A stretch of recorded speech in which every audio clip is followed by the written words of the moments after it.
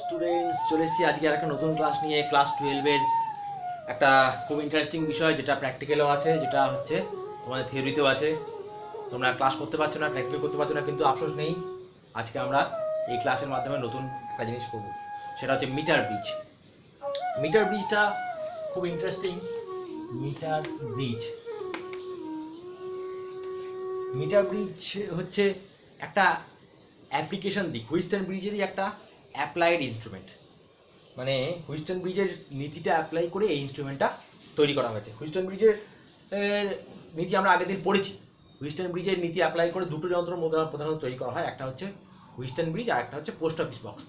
তো post office বক্সটা তোমাদের সিলেবাসে নেই, আপাতত তোমাদের সিলেবাসে যেটা আছে সেটা হচ্ছে মিটার ব্রিজ। সেই মিটার ব্রিজ আমরা আজকে পড়বো। চলো, খুব ইন্টারেস্টিং। মিটার ব্রিজ পড়তে গেলে দুটো জিনিস আগে খুব ভালো করে বোঝা দরকার। এর যে প্রেক্ষাপট, এর যে নীতি, সেই নীতিটা বুঝতে গেলে আমাকে হচ্ছে দুটো জিনিস ভালো করে বুঝতে হবে। এক তো অবশ্যই হচ্ছে বুঝতে পারছো যে হুইস্টন ব্রিজ, যেটা আমরা আগের দিন পড়েছি, আগের ভিডিওতে পড়েছি। না দেখে থাকলে ডেসক্রিপশন বক্সে দেওয়া থাকবে, একবার দেখে নেবে, ঠিক আছে? তাও আমি আজকে আরেকবার ক্লিয়ার করে দেবো। আর 2 নম্বর বিষয় হচ্ছে পরিবাহী রোধের হচ্ছে রাশিমালা। খুব সহজভাবে একটা জিনিস বলি, যে ধরো এটা একটা তার, এটা একটা কি, এটা একটা তার। মোটা করে আঁকছি, বেশ মোটা করে আঁকলাম। তাহলে এই তারের দৈর্ঘ্য ধরো এল, দৈর্ঘ্য কত? এল। তাহলে দৈর্ঘ্য যদি তারের এল হয় এবং এই প্রস্থচ্ছেদ যদি এ হয়, প্রস্থচ্ছেদের ক্ষেত্রফল, এরিয়া অফ ক্রস সেকশন যদি এ হয়, তাহলে তারের রোধ আর সমান রো এল বাই এ। জানা আছে কি নেই? হ্যাঁ কি না? জানা আছে, আর সমান রো এল বাই এ জানা আছে। এইবার এই তারটাকে আমি মাঝখান থেকে দুটো ভাগ করলাম, এইখান থেকে দুটো ভাগ করলাম, তাহলে দুটো অংশ তৈরি হলো, তারের দুটো অংশ হলো। ধরা যাক এই অংশটার দৈর্ঘ্য হচ্ছে L1 আর এই অংশটার দৈর্ঘ্য হচ্ছে L2। একটা অংশের দৈর্ঘ্য L1 আর একটা অংশের দৈর্ঘ্য L2। তাহলে রোধটাও তো পাল্টে গেল, দৈর্ঘ্য পাল্টালে রোধ পাল্টাবে না? রোধ পাল্টে গেল। তাহলে এই অংশটার রোধ কত হলো?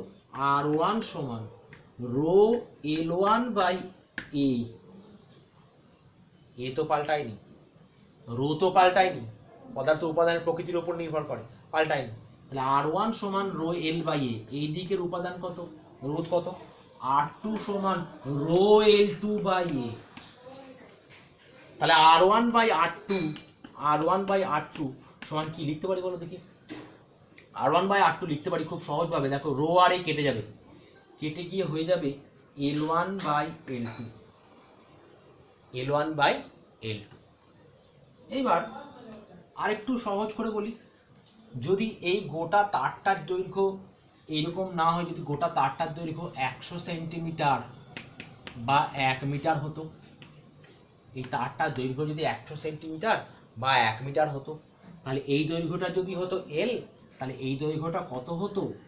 100 মাইনাস এল। এই দৈর্ঘ্যটা কত হতো? 100 মাইনাস এল। তাহলে এই তার দুটো রোধের অনুপাত কত হতো? R1 by R2। তখন কত? L1 বাই L2 আর হতো না, তখন হয়ে যেত R1 by R2। R1 by R2 সমান হচ্ছে L বাই 100 মাইনাস L। তাহলে কোনো কারণে আমি L জানতে পারলেই এই রোধ দুটোর অনুপাতটা জানতে পারবো না? এল যদি 40 সেন্টিমিটার হয়, তাহলে এই উপরে লিখবো 40, এখানে 100 মাইনাস 40 মানে 60। তাহলে আমি একটা জাস্ট উদাহরণ দিয়ে দেখিয়ে দিই। 40 আর নিচে হচ্ছে 100 মাইনাস 40 মানে 60, মানে ব্যাপারটা দাঁড়ালো R1 বাই R2 সমান 2/3। তো অনুপাতটা জেনে গেলাম। তাহলে একটা দৈর্ঘ্য জানলে আমি এই অনুপাতটা জেনে যাব। তাহলে এই যে 100 সেন্টিমিটার লম্বা বা 1 মিটার লম্বা একটা তার ব্যবহার করা হয় ওই যন্ত্রটায়, যে যন্ত্রটা ওই হুইটস্টন ব্রিজের নীতিতে তৈরি, সেই 1 মিটার লম্বা তারটা লাগানো হয় বলেই ওর নাম হচ্ছে মিটার ব্রিজ। তাহলে আমাদের বেসিক একটা জায়গা পরিষ্কার হলো। যে R1/R2 দুটো রোধের অনুপাত, একটা তারকে যদি আমি তারের রোধ যদি বিবেচনা করি, তাহলে তারের দৈর্ঘ্যটাও যদি 100 সেন্টিমিটার হয়, তাহলে এর দুটো অংশের রোধের অনুপাতটা আমরা খুব সহজভাবে বিভাজিত করে অনুপাত নির্ণয় করতে পারি। বেশ, এইবার চলে এসো হুইটস্টান ব্রিজ, দ্বিতীয়টা। তাহলে এটা হচ্ছে সেই হুইটস্টোন ব্রিজ। সেই হুইটস্টোন ব্রিজের নীতি মনে আছে তো? এই যে ব্যাটারিটা আঁকিনি, এখানে এই চাবিটা আঁকিনি, চাবি আর এখানে একটা চাবি। তাহলে এই হুইটস্টোন ব্রিজের P/Q সমান R/S। তাহলে এসটা অজানা ছিল আর বাকি তিনটে আমাদের জানা ছিল।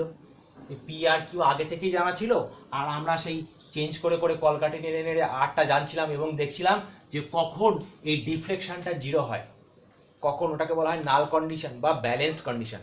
তাহলে আমরা ব্যালেন্স কন্ডিশন আনছিলাম, ব্যালেন্স কন্ডিশন আনলেই কি হয়ে যাচ্ছিল না P/Q সমান R/S, P/Q সমান R/S, অথবা এটাও বলতে পারি P/R সমান Q/S, P/R সমান Q/S, বা R/P সমান S/Q, একই ব্যাপার, সব একই। তাহলে আমরা এখান থেকে দেখো নির্ণয় করতে পারি S সমান Q/P ইন্টু R, S সমান Q/P ইন্টু R। তাহলে আমার এসটা বার করতে গেলে, মনে পড়ছে আগেবার দেখিলে মনে পড়ছে, এসটা বার করতে গেলে কিউ, পি এবং আর তিনটে জানা দরকার। তাহলে আগেরবার এই দুটোই আমার জানা ছিল, এবং 3 নম্বরটা আমি জানছিলাম। এবার একটু দেখো, এবার আমরা এটা অ্যাপ্লিকেশন যখন করব তখন এটা উল্টোটা, আরটা আগে থেকেই জেনে নেবো আমি। আরটা হবে অলরেডি নোন, আর পি এবং কিউ হবে ওই অনুপাতটা বার করে নেবো আমরা, একবারে এই অনুপাতটা বার করে নেবো, বসিয়ে দিলেই হয়ে যাবে। আসছি এবার,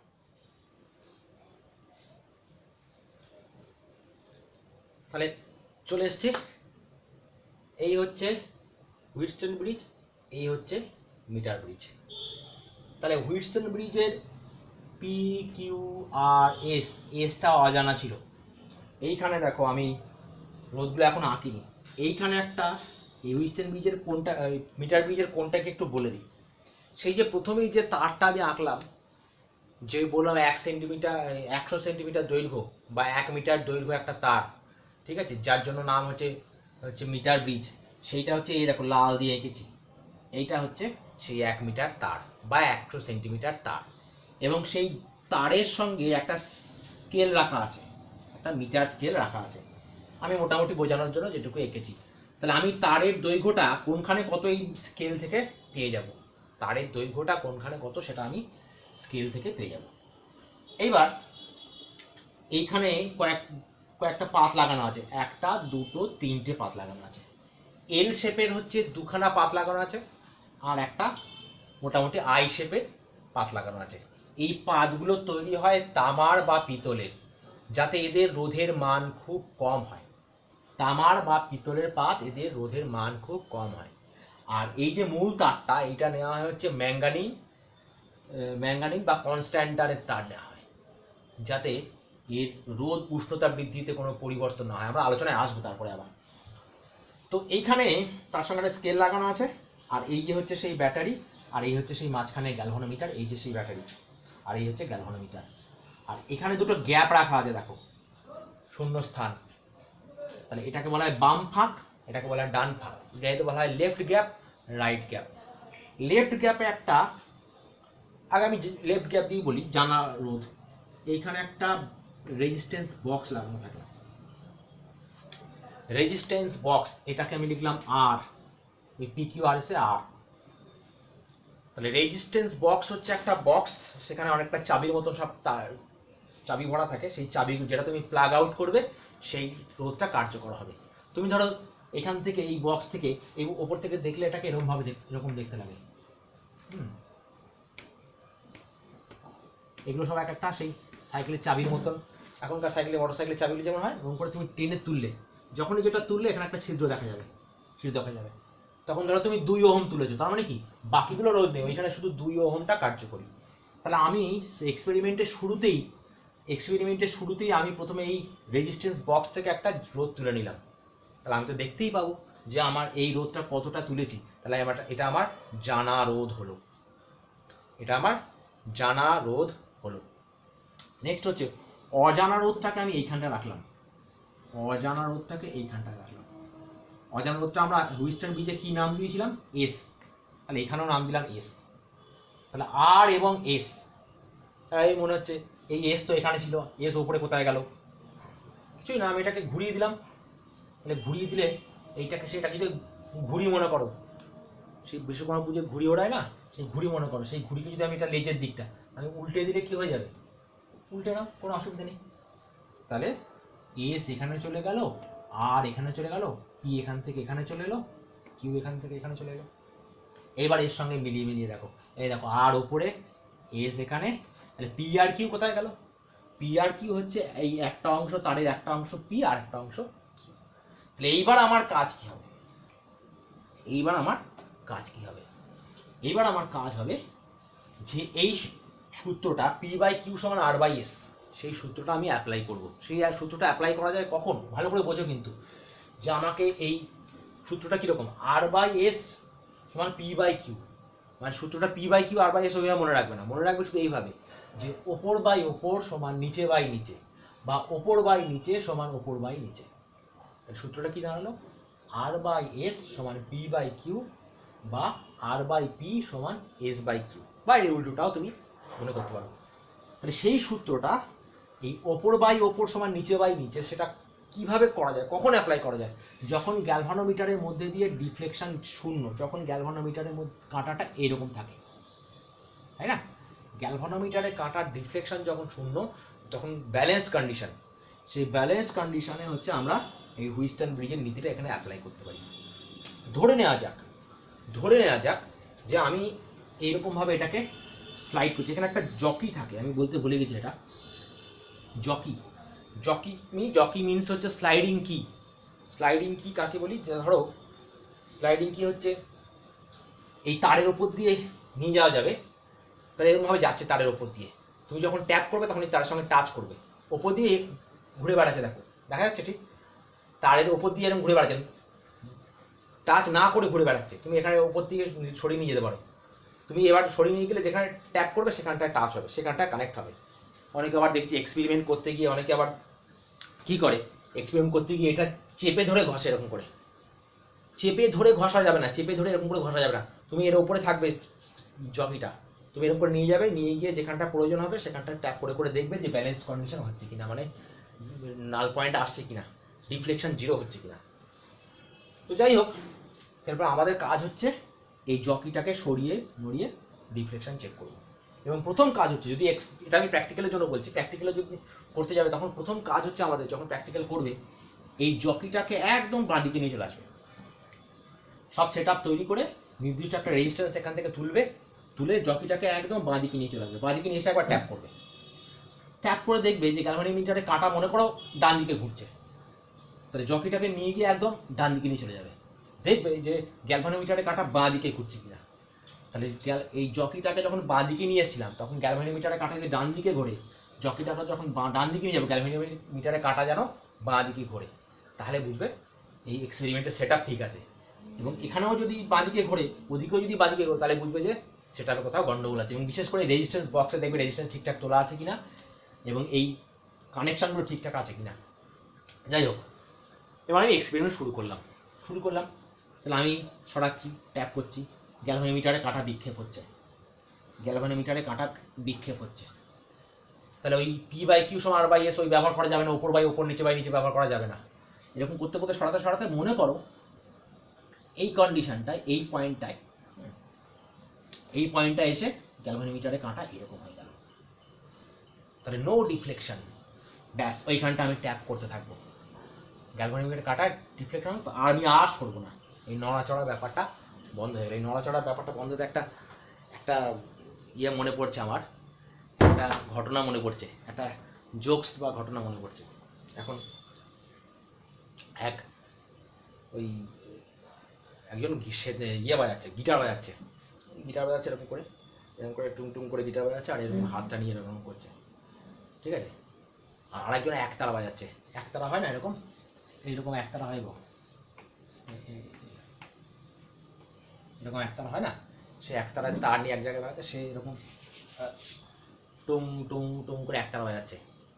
দিয়ে একটা বাচ্চা ছেলে এসে জিজ্ঞেস করছে, ও দাদু, তো উনি তো সেই গিটার বাজাচ্ছে এরকম এরকম করছে, হ্যাঁ না গিটার বাজাচ্ছে এরকম করছে, সেটা বাজাচ্ছে সে এরকম করছে, তুমি এক জায়গায় এরকম করছে কেন, টুং টুং করছে কেন?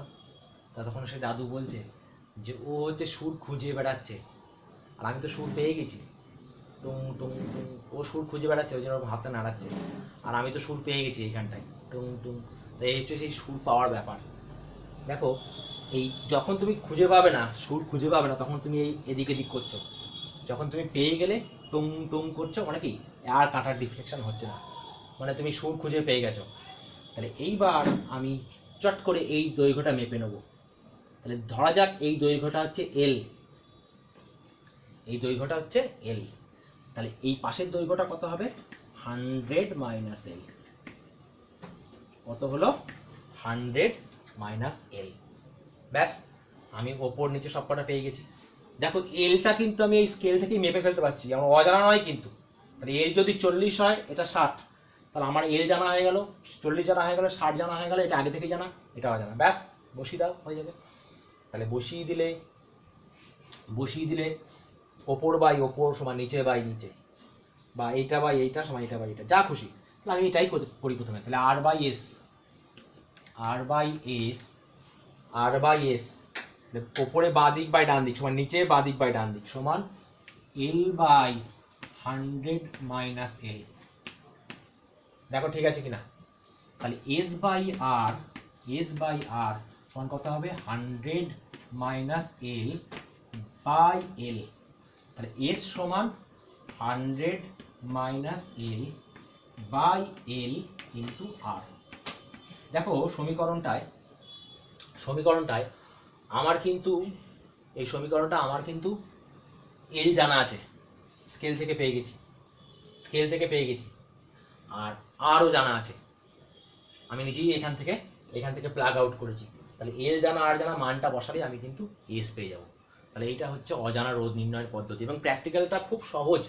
তোমার সেট আপ শুধু রেডি করাই থাকবে, শুধু তোমাকে ওই একটু সুর খুঁজে বেড়ানো, আর যেখানে পেয়ে গেলেই ব্যাস টুং টুং টুং করলে ব্যাস, সঙ্গে সঙ্গে ওখানে যখনই ওই সুর খুঁজে পেয়ে গেলে তখনই এলটা একবার মেপে নিলে, ব্যাস তোমার কাজ শেষ। ফর্মুলায় বসালে মিটার ব্রিজের দফা রফা।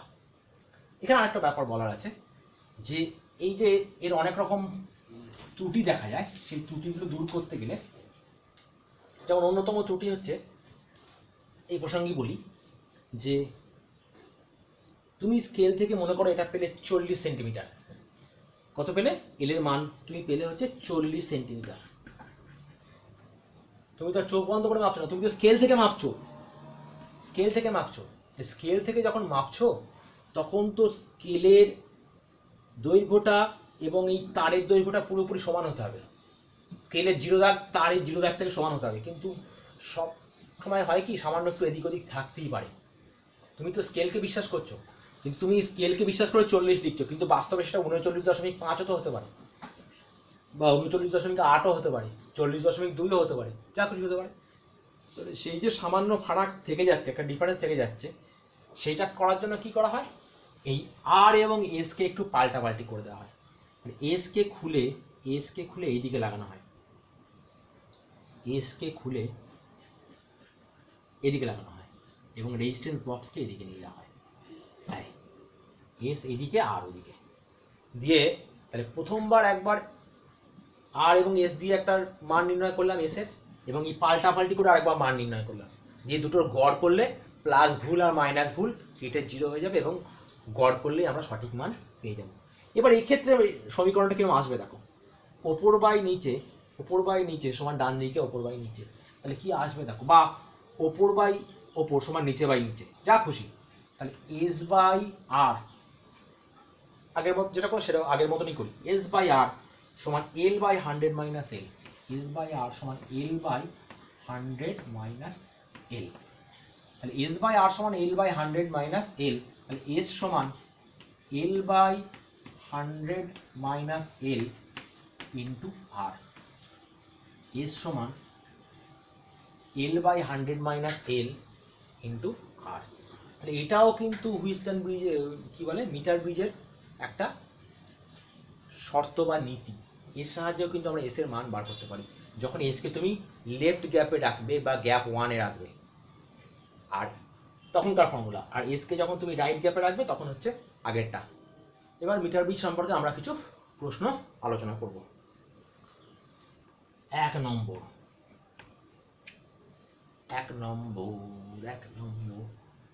নম্বর হচ্ছে, প্রথমেই দেখো এই তারটা আমরা কোথায় বললাম তখন একবার, এই তারটা এই যে তারটা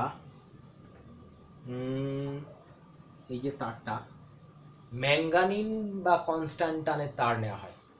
প্রথম প্রশ্ন, এই তারটা ম্যাঙ্গানিন বা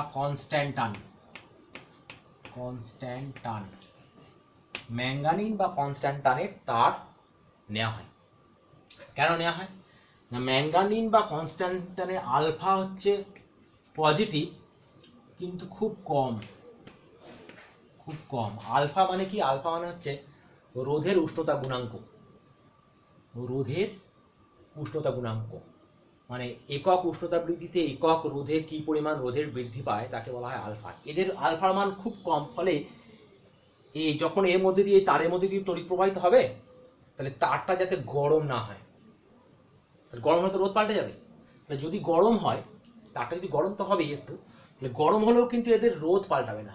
রোধ পাল্টালেই তো এই যে অনুপাতটা পাল্টে যাবে। সেই জন্য এই রোধটা যাতে না পাল্টায় সেই জন্য ম্যাঙ্গানিন এবং কনস্ট্যান্টান নেওয়া হয়।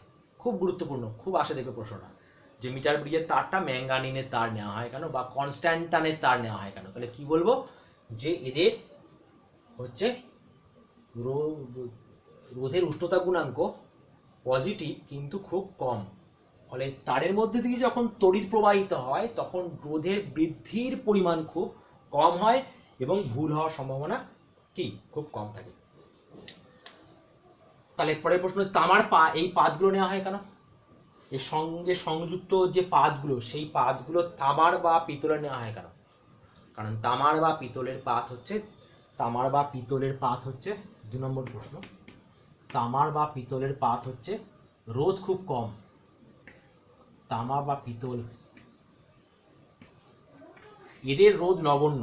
ফলে আমরা যে রোধ ক্যালকুলেশন করব, যে রোধ হিসেব করব, এই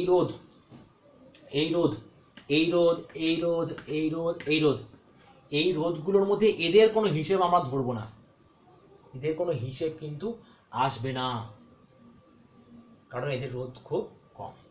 2 নম্বর প্রশ্ন হলো বেশ। 3 নম্বর প্রশ্ন,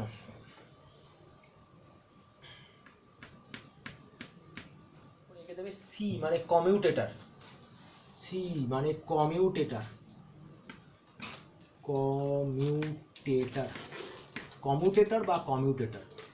এটার কাজ কি এবং এটা ব্যবহার করা হয় কেন?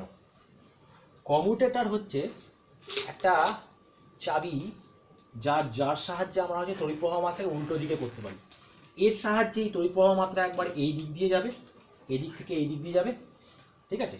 আবার হচ্ছে এর সাহায্যে তড়িৎ প্রবাহ মাত্রা একবার এই দিক দিয়ে যাবে, তাহলে একবার এই দিকে যাবে আর একবার এই দিকে যাবে। তড়িৎ প্রবাহ মাত্রাটাকে একবার এই দিকে পাঠানোর জন্য আর একবার ওদিকে পাঠানোর জন্য ব্যবহার করা হয় কমিউটেটর। প্রশ্ন আসছে, আমার এদিক ওদিক করে লাভ কি? আমার একবারই যখন হয়ে যায় তাহলে এদিক ওদিক করবো কেন? কারণ আছে, কেন করব না, কমিউটেটর হচ্ছে তড়িৎ প্রবাহ মাত্রা উল্টো পাল্টা করবে। তাহলে দেখো এই যে সংযোগস্থল, এই একটা সংযোগস্থল আমি মোটা করে দিলাম, এইখানকার একটা সংযোগস্থল মোটা করে দিলাম। এই সংযোগস্থলে 2 রকম ধাতু এসে যুক্ত হয়েছে। কি যুক্ত হয়েছে? 2 রকম ধাতু। এই দেখো, এই তারটা হচ্ছে ম্যাঙ্গানিন আর এইটা হচ্ছে তামার পাত। সেই দুটো ধাতু যুক্ত হয়েছে এবং তাদের মধ্যে দিয়ে তড়িৎ প্রবাহিত হচ্ছে। এটা হচ্ছে একটা দেখাই একটু, সিবেক ক্রিয়া এবং পেল্টিয়ার ক্রিয়া। সিবেক ক্রিয়া কি? সিবেক ক্রিয়া হচ্ছে যে দুটো ভিন্ন ধাতুর তারকে যুক্ত করে, দুটো প্রান্ত যুক্ত করে যদি এদিক ওদিক গরম করে দেওয়া হয়, একটা দিক গরম একটা দিক ঠান্ডা করে দেওয়া হয়, তাহলে তার মধ্যে দিয়ে তড়িৎ প্রবাহিত হবে। আর পেল্টিয়ার ক্রিয়া কি? পেল্টিয়ার ক্রিয়া হচ্ছে দুটো ভিন্ন ধাতুর তার আছে, তাহলে এটা হচ্ছে এ ধাতু, এটা মনে করো বি ধাতু। তাহলে এ ধাতু এবং বি ধাতুর দুটো তারের দুই প্রান্ত যুক্ত করেছি, ঠিক আছে, একে বলা হয় থার্মোকাপল বা তাপ যুগ্ম। দিয়ে এবার এটার সঙ্গে ব্যাটারি যুক্ত করলে এর মধ্যে দিয়ে দেখো একটা কারেন্ট যাচ্ছে, কারেন্ট ফ্লো করছে। এর মধ্যে যখন কারেন্ট ফ্লো করবে তখন ওই আগেরটার উল্টো ঘটনা ঘটবে। ধরো একদিকে গরম হলো, একদিকে ঠান্ডা হলো। যাই হোক, আমরা ধরলাম যে এই প্রান্ত গরম হলো, এই প্রান্ত হচ্ছে ঠান্ডা হলো, কেন না তড়িৎ প্রবাহিত হচ্ছে এই তাপযুগ্মের মধ্যে, তার জন্য। তাহলে ঠান্ডা আর গরম হলে কি হবে, সেখানে আবার একটা তড়িৎচালক বলের সৃষ্টি হবে, তাহলে একই রকম সেই তড়িৎচালক বলের জন্য আবার একটা কারেন্ট সৃষ্টি হবে। ভালো করে বোঝো, একদিক ঠান্ডা একদিক গরম করলে তড়িৎ প্রবাহিত হয়, আবার তড়িৎ প্রবাহিত করলে একদিক গরম একদিক ঠান্ডা হয়। তাহলে এই যে টোটাল সার্কিটটা আমি দেখতে পাচ্ছি, এই সার্কিটের এর মধ্যে দিয়ে যে তড়িৎ প্রবাহিত হচ্ছে, তাহলে এর একদিক গরম একদিকে ঠান্ডা হচ্ছে না। তাহলে আমি ধরে নিলাম যে এই দিক হচ্ছে গরম আর এই দিক হচ্ছে ঠান্ডা হয়ে যাচ্ছে। এক্সপেরিমেন্ট চলাকালীন এই দিক গরম হয়ে যাচ্ছে, ওই দিক ঠান্ডা হয়ে যাচ্ছে। তাহলে এই দিক গরম হওয়ার জন্য প্রথমত এই দিকটা রোদ সামান্য হলেও বাড়বে, আর ওই দিকের রোদ ঠান্ডা হওয়ার জন্য সামান্য হলেও কমবে, 1 নম্বর। আবার এই ঠান্ডা গরমের ব্যাপারের জন্য একটা ইএমএফ তৈরি হবে, একটা তড়িৎচালক বলের সৃষ্টি হবে। অর্থাৎ আমাদের যে ব্যাটারির কারেন্ট আছে সেইটা ছাড়াও একটা কারেন্ট তৈরি হবে। সেই কারেন্ট তৈরি যদি এর সঙ্গে যুক্ত হয়, তখন তুমি এই জকির সাহায্যে যেখানটায় তুমি নাল পয়েন্ট পাচ্ছিলে, সেই নাল পয়েন্টটা এদিক ওদিক হয়ে যাবে, নাল পয়েন্টটা ঠিক জায়গায় আসবে না। কারণ তোমার ব্যাটারির কারেন্ট ছাড়াও তো আর একটা কারেন্ট চলে এলো, এখানে এক্সট্রা একটা কারেন্টের উৎপত্তি হলো। বুঝা গেল ব্যাপারটা? তাহলে কি করণীয়? তাহলে এইখানেই কমিউটেটরের কাজ। কমিউটেটর কি করবে? তাহলে যেদিকে কারেন্ট যাচ্ছিল, তাহলে এইভাবে যখন কারেন্ট যাচ্ছিল তখন এদিক গরম ওদিক ঠান্ডা হচ্ছিল, তাহলে কারেন্টটাকে ঘুরিয়ে দেবো কিছুক্ষণ পর পর, তাহলে আবার এদিক ঠান্ডা ওদিক গরম হয়ে যাবে। তাহলে ঠান্ডা আর গরম মিলে কি হয়ে যাবে, টেম্পারেচার একটা ব্যালেন্স থেকে যাবে। তাহলে যখন এই দিকে কারেন্ট যাচ্ছে তখন এদিক গরম ওদিক ঠান্ডা, ঠিক আছে, এদিক যখন কারেন্ট যাচ্ছে, তাহলে কারেন্টটা যখন ঘুরিয়ে দেবো তখন কি হবে, এদিক ঠান্ডা ওদিক গরম। তাহলে যেটা গরম দিক সেটা ঠান্ডা হয়ে যাবে আস্তে আস্তে, যেটা ঠান্ডা দিক সেটা গরম হয়ে যাবে, তাহলে দুদিকে ব্যালেন্স হয়ে যাবে। পরিমাণটা খুব সামান্য যদিও। এটা 3 নম্বর, কমিউটেটর কেন ব্যবহার করা হয়, গুরুত্বপূর্ণ। নেক্সট হচ্ছে 4 নম্বর। 4 নম্বর হচ্ছে এই যে স্কেল, এটা একটু আগে আলোচনা করলাম আমি, 4 নম্বরটা একটু আগে আলোচনা করলাম। এই যে স্কেলের পার্ট দেখে আমি তারের পার্টটা নিচ্ছি। তারের অরিজিনাল দৈর্ঘ্য ধরো 40 সেন্টিমিটার, তারের অরিজিনাল দৈর্ঘ্য আমি 40 সেন্টিমিটার আমি হচ্ছে নাল পয়েন্ট পেয়েছি, ডিফ্লেকশন 0 পেয়েছি। সেটা কাকে বিশ্বাস করে নিচ্ছি আমি? স্কেলকে বিশ্বাস করে নিচ্ছি। কিন্তু স্কেলের 0 দাগ আর এই 0 দাগ তো সমান নাও হতে পারে, নাও মিলতে পারে। সেই জন্য কি করা হয়, যদি কম বেশি হয় সেই জন্য আর এবং এসকে পাল্টাপাল্টি করা হয়। আর ও এস পাল্টাপাল্টি, বাংলায় লিখলাম পাল্টাপাল্টি।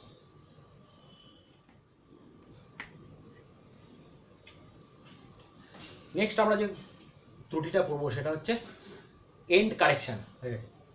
নেক্সট আমরা যেটা পড়বো সেটা হচ্ছে প্রান্তিক ত্রুটি বা এন্ড এরর। এটাকে কারেকশনকে বলা হয় এন্ড কারেকশন। দেখো খুব গুরুত্বপূর্ণ এটা।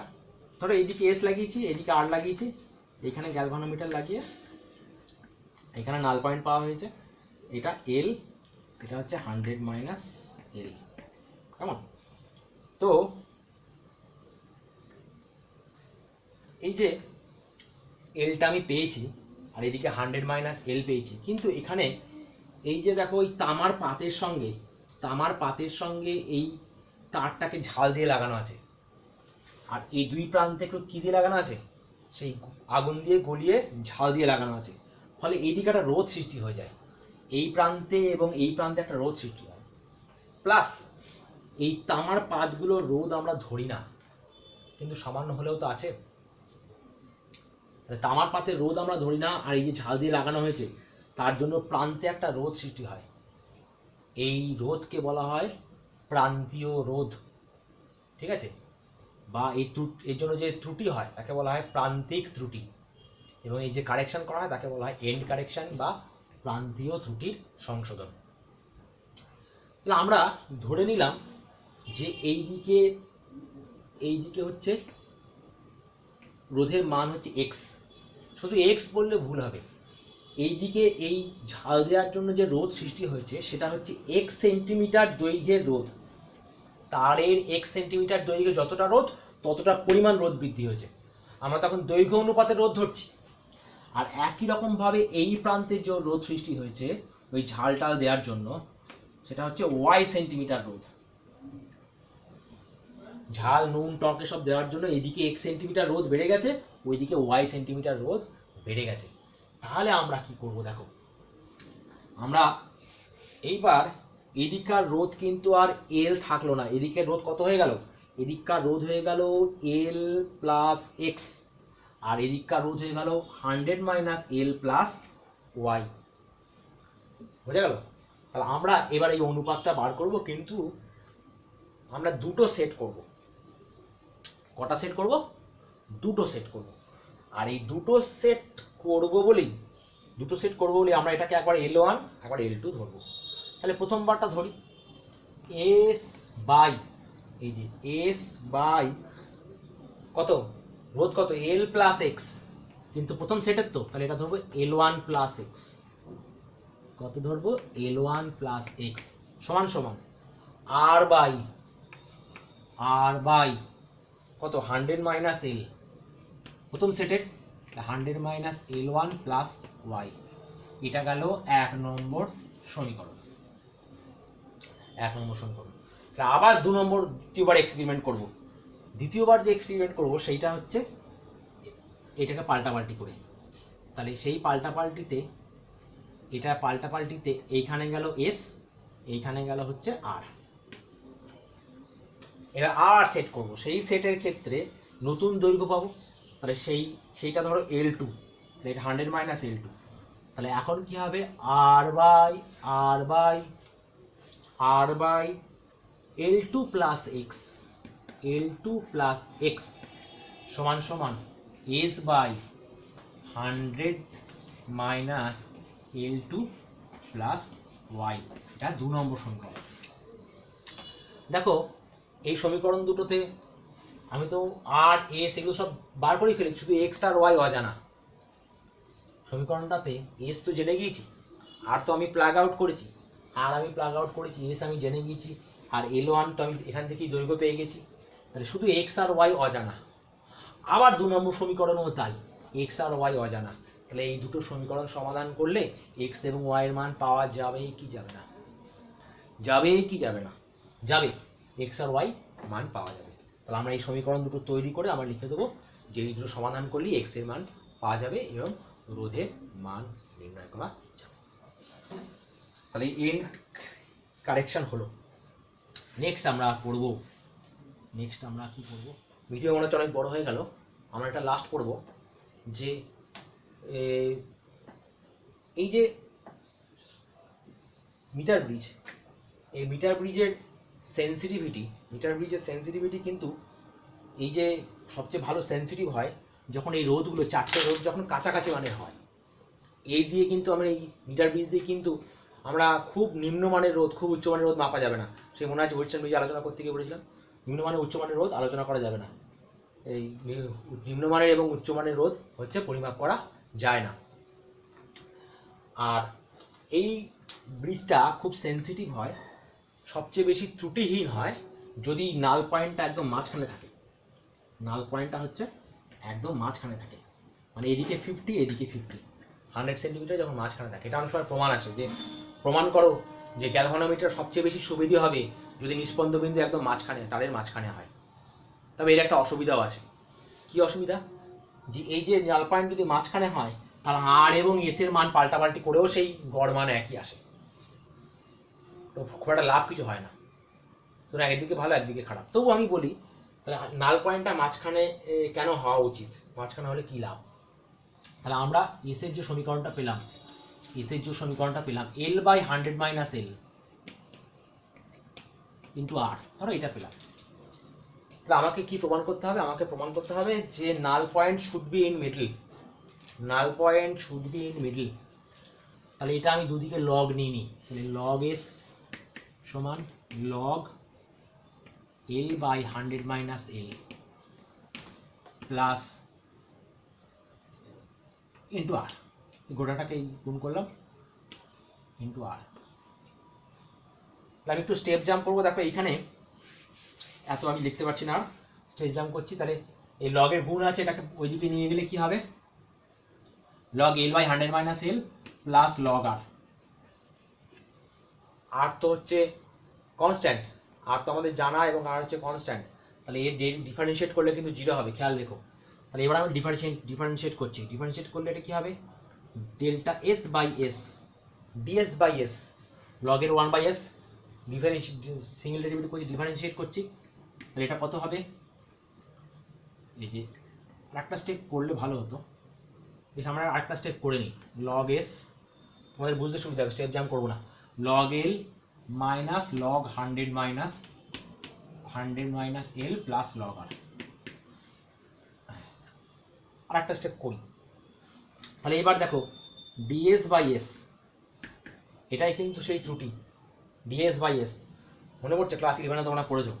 তাহলে এটা করলে কত হবে? 1 বাই এল, আর ডেরিভেটিভ করছি ডিএল, তাহলে dL by L minus 100 minus L into এটাকে আবার ডেরিভেটিভ করলে মাইনাস ডিএল, তাহলে এই মাইনাসের সঙ্গে এটা কি হয়ে যাবে? প্লাস ডিএল, আর এই লগ আর এর ডেরিভেটিভ করলে 0 হয়ে যাবে। তাহলে dS by S, dS by S L into 100 minus L, L into 100 minus L. তাহলে এখানে কি আসবে দেখো, ডেল্টা এল কমন যাবে, কমন গেলে এটা চলে আসবে 100 মাইনাস এল প্লাস এল, তাহলে এল এল কেটে যাবে, এল এল কেটে যাবে, কোথায় গেল কোথায় গেল, এই এল এল কেটে যাবে। তাহলে চলে এলো দেখো ডিএস বাই এস, তাহলে ওপরে চলে এলো 100 dL, 100 dL by 100 L minus L square. এইবার দেখো এইটা হচ্ছে মিটার ব্রিজের ত্রুটি, এরার। এই এরারটা মিনিমাম হবে কখন? যখন এই ডিনোমিনেটরটা হচ্ছে মিনিমাম হবে, ডিনোমিনেটরটা মিনিমাম না ম্যাক্সিমাম হবে, তাই তো? এইটা যখন সর্বাধিক হবে তখন এইটা সর্বনিম্ন হবে। ঠিক বললাম না ভুল বললাম? তাহলে এইটা যদি ম্যাক্সিমাম হয় তাহলে এইটা হচ্ছে মিনিমাম হবে। তাহলে এটা ম্যাক্সিমাম মিনিমামের ক্ষেত্রে কি হয়? ডেরিভেটিভ 0 হয়। তাহলে এইবার দেখো এখানে আমরা লিখবো একটু, এখানে আমরা একটু লিখবো বা তোমরা লিখে নেবে এখানে, যে ত্রুটি সর্বনিম্নর ক্ষেত্রে এইটা সর্বাধিক, এবং এটা সর্বাধিক হলে কি হবে? ডিডিএল অফ এই যে 100 এল মাইনাস এল স্কোয়ার, এটা হচ্ছে 0। তাহলে এর ডেরিভেটিভ করলে কি পাবো? এর ডেরিভেটিভ করলে পাবো 100 মাইনাস 2l সমান 0। তাহলে 2l সমান 100 আর l সমান হচ্ছে 50। তাহলে প্রমাণ হলো যে নিষ্পন্দ বিন্দু, তারের দৈর্ঘ্য নিষ্পন্দ বিন্দু যদি ঠিক মাঝ বরাবর হয় তাহলে হচ্ছে ত্রুটি সর্বনিম্ন হবে। এই প্রশ্নটাও তুমি কোথাও পাবে। তাহলে আমরা একটু মোটামুটি আজকে আলোচনা করে দিলাম। ভিডিওটা এত বড় হয়ে গেছে, এর সঙ্গে কোনো অঙ্ক আলোচনা করা গেল না। হয়তো কয়েকটা অঙ্ক করে দিলে হয়তো ভালো হতো তোমাদের। তো যাই হোক, যদি সময় হয় আমি পরের ভিডিওতে কিছু অঙ্ক আলোচনা করে দেবো। এবং মনে রাখবে যে পরের ভিডিওটা কিন্তু আরও বেশি ইন্টারেস্টিং হতে চলেছে। পরের ভিডিওতে আমরা করবো potentiometer, one of the most interesting এবং কারু ক্ষেত্রে মোস্ট ডিফিকাল্ট, খুব সহজ জিনিস। যাই হোক, আমরা পড়বো হচ্ছে পোটেনশিওমিটার। আজকের আলোচনা এইটুকুই থাকলো, টাটা।